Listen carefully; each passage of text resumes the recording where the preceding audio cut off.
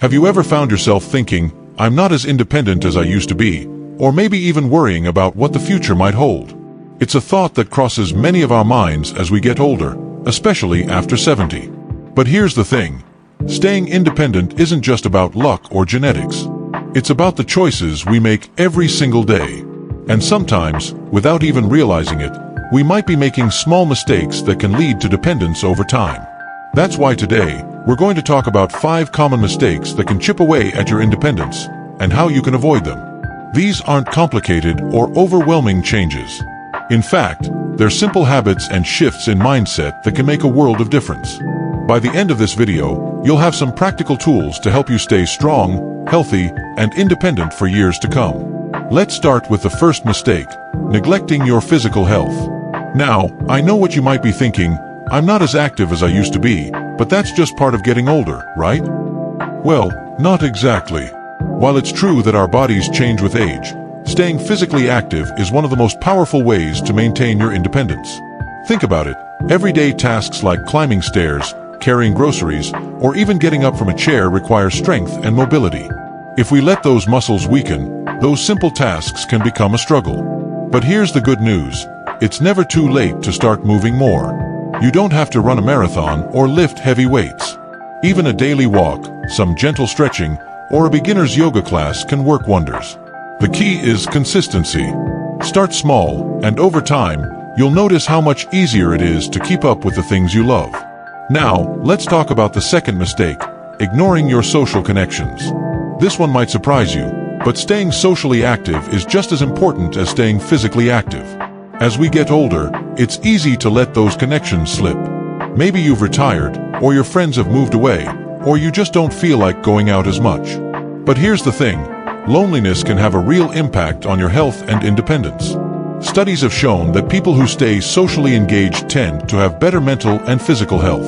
They're more likely to stay active, eat well, and even recover faster from illness. So, make an effort to stay connected. Call a friend, join a club, or even volunteer in your community. If getting out is a challenge, technology can be a great tool.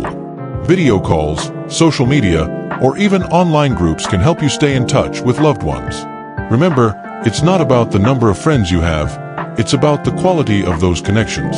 And that brings us to the third mistake, not planning for the future. I know, planning isn't exactly the most exciting topic, but it's so important.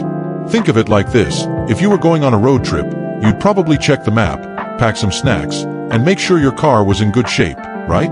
Well, planning for your later years is a lot like that. It's about making sure you're prepared for whatever life might throw your way. This could mean anything from updating your will to making your home safer as you age. For example, something as simple as installing grab bars in the bathroom or removing tripping hazards can prevent accidents and help you stay independent. It's also a good idea to talk to your family about your wishes, whether it's about healthcare, finances, or where you want to live. These conversations might feel uncomfortable at first, but they can give you peace of mind and ensure that your voice is heard. Now that we've covered these first 3 mistakes, neglecting your physical health, ignoring your social connections, and not planning for the future, let's take a moment to reflect. These aren't just random tips, they're building blocks for a life of independence. And the best part, you don't have to tackle them all at once. Start with one small change and build from there. In the next part, we'll dive into 2 more common mistakes that can affect your independence. And trust me, these might surprise you. But for now, I'd love to hear your thoughts. Have you noticed any of these habits in your own life? Or maybe you've already made some changes that have helped you stay independent. Share your experiences in the comments below.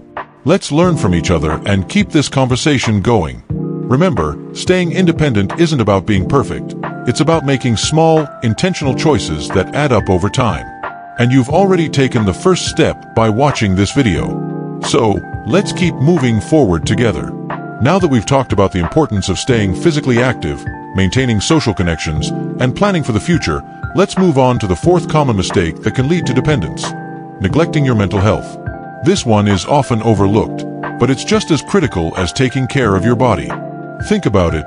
Your mind is the control center for everything you do. From making decisions to solving problems to simply enjoying life, your mental health plays a huge role in your independence. But as we age, it's easy to let things like stress, anxiety, or even boredom creep in. Maybe you've noticed that you're not as sharp as you used to be, or perhaps you've been feeling a little down lately. The good news is, there are plenty of ways to keep your mind sharp and your spirits high. One of the best things you can do is to keep learning. Whether it's picking up a new hobby, reading a book, or even taking an online course, challenging your brain can help keep it strong. Puzzles, crosswords, and memory games are also great tools. And don't forget about the power of positivity. Practicing gratitude, focusing on the things you enjoy, and staying curious about the world around you can make a big difference in your outlook. Another important aspect of mental health is managing stress. Life can be unpredictable, and it's natural to feel stressed from time to time. But chronic stress can take a toll on both your mind and body. So, find healthy ways to cope. Maybe it's through meditation, deep breathing exercises, or simply spending time in nature. Whatever works for you, make it a regular part of your routine.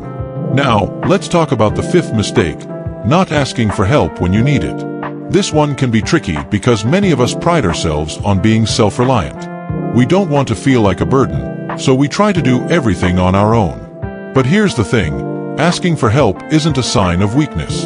In fact, it's a sign of strength. It shows that you're aware of your limits and that you're willing to take steps to stay independent. Think about it this way. If you were to ignore a small problem like a leaky faucet, it could turn into a much bigger issue down the road. The same goes for your health and well-being. If you're struggling with something, whether it's a physical task, a financial concern, or even an emotional challenge, reaching out for support can prevent it from becoming a bigger problem. This could mean asking a family member for help with household chores, consulting a professional for advice, or even joining a support group.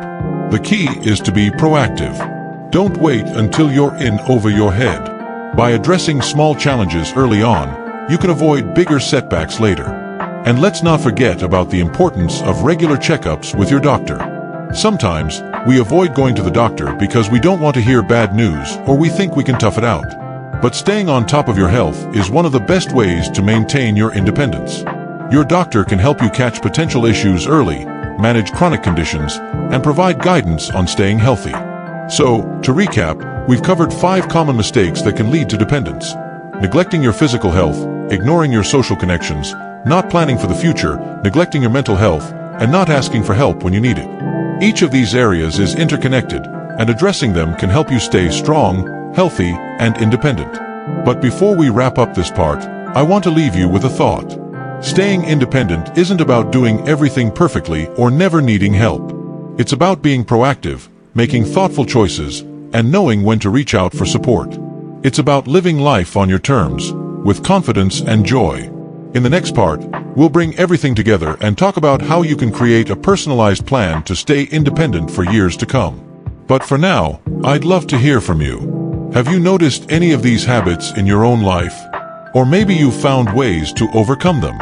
Share your thoughts in the comments below. Let's keep this conversation going and support each other on this journey. Remember, small changes can lead to big results. And you're already taking steps in the right direction by being here today. So, let's keep moving forward together. We've covered a lot of ground so far, haven't we? From staying physically active and socially connected to planning for the future, taking care of your mental health, and knowing when to ask for help, these are all essential pieces of the puzzle when it comes to staying independent after 70. But now, let's bring it all together and talk about how you can create a personalized plan to keep living life on your terms. First, let's revisit the idea of small, intentional changes. You don't have to overhaul your entire life overnight. In fact, trying to do too much at once can feel overwhelming and set you up for frustration. Instead, focus on 1 or 2 areas where you feel you could make a meaningful difference. Maybe it's committing to a daily walk or reaching out to a friend you haven't spoken to in a while. Or perhaps it's scheduling that doctor's appointment you've been putting off. Whatever it is, start small and build from there. One helpful approach is to think about your daily routines. Are there habits you've fallen into that might be holding you back? For example, if you spend a lot of time sitting, could you incorporate more movement into your day? Even something as simple as standing up and stretching every hour or taking the stairs instead of the elevator can make a difference. Or maybe your diet could use a little tweaking. Adding more fruits, vegetables, and whole grains can boost your energy and overall health. Another important part of your plan is staying organized. This might sound a bit mundane, but having systems in place can make life so much easier. For instance, keeping a calendar or planner can help you stay on top of appointments, social events, and even medication schedules. If technology feels intimidating, don't worry. There are plenty of simple, user-friendly tools out there. Or, if you prefer pen and paper, that works just as well. The goal is to find what works for you and stick with it. Let's also talk about your environment. Your home should be a place where you feel safe, comfortable, and supported. Take a look around. Are there any changes you could make to reduce the risk of falls or accidents? Things like adding better lighting, removing clutter, or installing handrails can go a long way in helping you stay independent. And if you're considering downsizing or moving to a more manageable space, don't be afraid to explore those options. It's not about giving up your independence. It's about setting yourself up for success. Now, I want to take a moment to address something that's on a lot of people's minds: fear. It's natural to feel a little anxious about the future, especially when it comes to health and independence. But here's the thing: fear doesn't have to hold you back.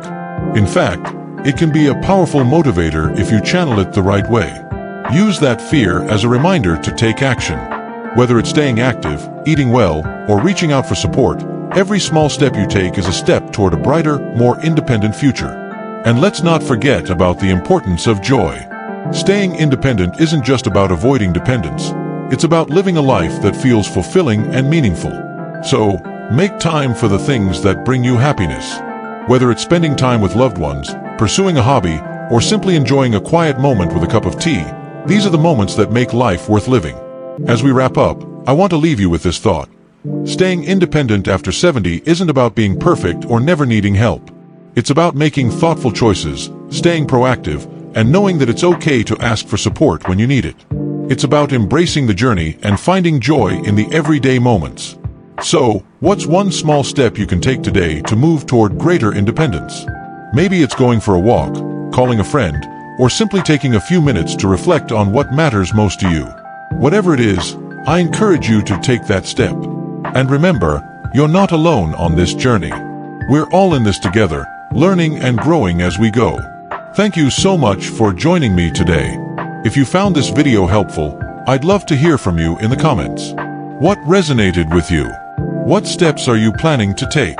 Your stories and experiences can inspire others, so don't be shy, share your thoughts.